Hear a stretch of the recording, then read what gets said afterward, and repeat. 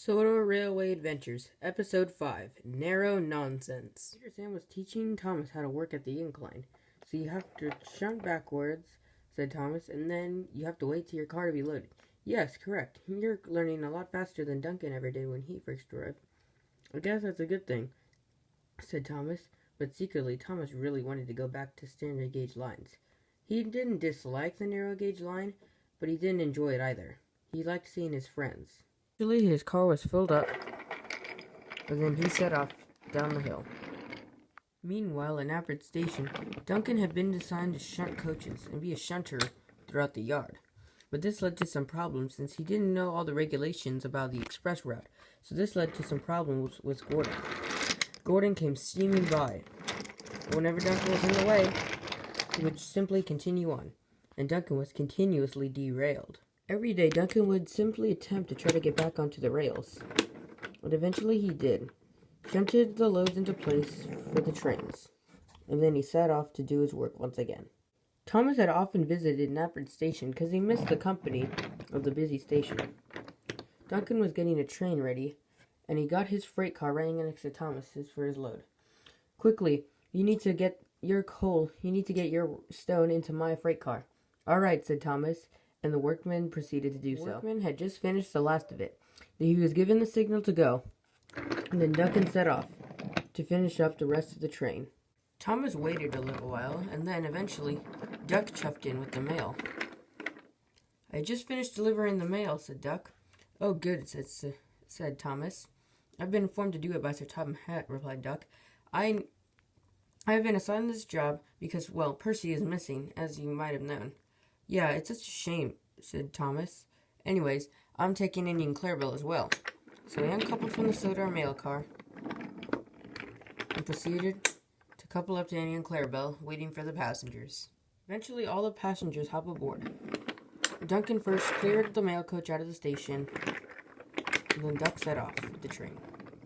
Thomas missed chuffing down the line with his coaches Annie and Clarabelle. He missed this a lot. What a shame, said Thomas. I have to work at the incline, he said. But I guess it isn't that bad, because Peter Sam is here, but I still feel sad. I can't take Annie and Clarabelle anymore. Most of the time when Thomas sat here, Peter Sam would always chuff in and tell him that he needs to go back to needs to return to his work. You need to go back to the incline, said Peter Sam. We have to work to be really useful engines. We wouldn't want to upset Sir Topham Hatt. Yeah, I guess so. You always catch me here every day, so I might as well not get in trouble again. He had gotten in trouble for staying at the station too long and disregarding his work many times before. Duncan was busy returning the mail car to the yard when Gordon chuffed by. Out of my way, Duncan, he said. He steamed along. This is really getting old, said Duncan. Nobody has told me the express route, so I don't know which tracks to go on or to stay off of. And then Duncan got back onto the track, and then he continued on with his work. Meanwhile, at the sheds, Edward and Henry were discussing on how Percy was missing, and Thomas was also at Appert Station, or on narrow gauge lines. It's kind of strange, said Henry. I mean, first Percy goes missing, then Thomas becomes a narrow gauge engine, and Duncan becomes working on us. I mean, I guess it might be fun for Gordon bumping into him all the time, and then Edward interrupted him. Hey, don't you have that goods train? Oh, right, I forgot. Oh, I don't want to be late, said Henry. He chuffed onto the turntable.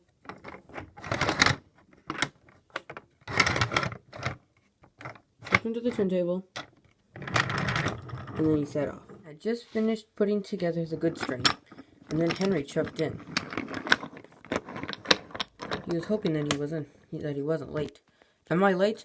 No, I don't believe so, said Duncan. You're right on time. And then the station master, as soon as Henry just coupled up to the train, he blew his whistle. Okay, well, guess I was just right on time, said Henry. And then he chuffed off. He watched as Henry chuffed away. And then, coming out of nowhere, he heard Gordon's whistle. Out of my way, he said, and he slammed right into Duncan. And then he took him along with him. I guess you're going with me, said Gordon. And then he steamed off. Can't see, said Gordon, and he continued to speed up. This was going to aim towards disaster. The two had sped past Duck. Whoa, said Duck. What was that?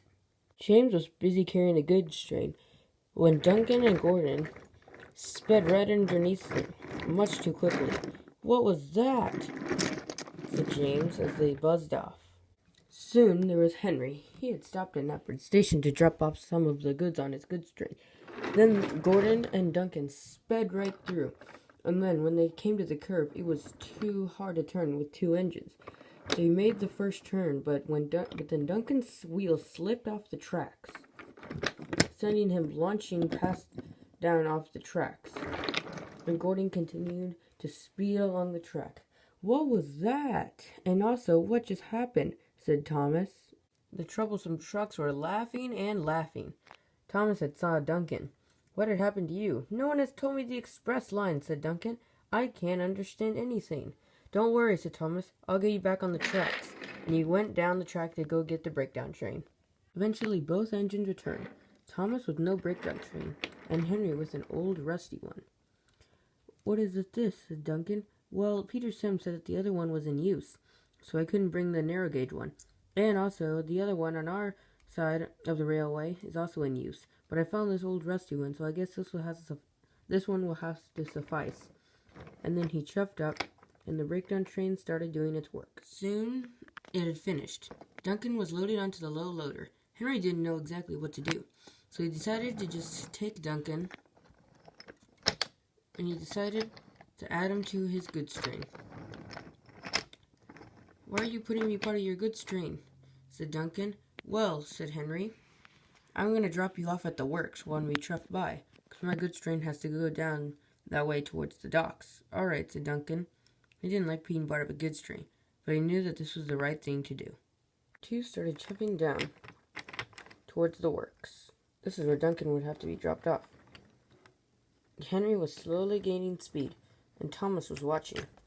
Right as soon as Duncan's car was crossing the cross track, Gordon came steaming by. He was going to stop at the station, but then he realized that he needed to stop here. So he put on his brakes, but he overshot it, and then he bumped into Duncan. "Are you serious?" said Duncan. He had bumped into Duncan, and Duncan swayed and swayed back and forth. "Don't fall, don't fall, don't fall," said Duncan. And eventually, he didn't. Gordon had backed up to let his passengers off at their correct stop, and then Henry chuffed off. "Thankfully, this time, I didn't derail," said Duncan to Henry. "Yes, you didn't," said Henry. "Congratulations." And along the way to the works, Henry explained to Duncan all the express lines, so then all of this couldn't be repeated again. "Thank you," said Duncan.